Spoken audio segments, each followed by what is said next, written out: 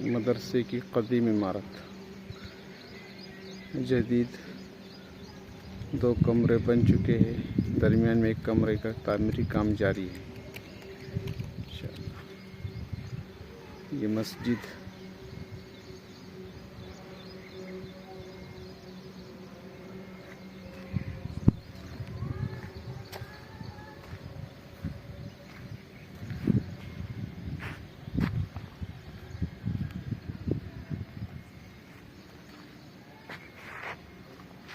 उस्ताद के क्वार्टर, बैतुल खुला हमाम,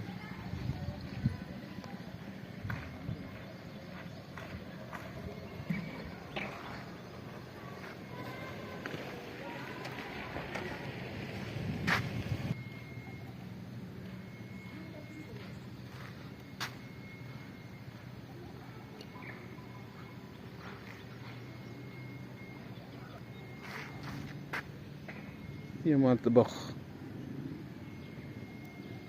तामगर, मदरसा हज़रत उबई इब्न काब, ये दरसगाह है।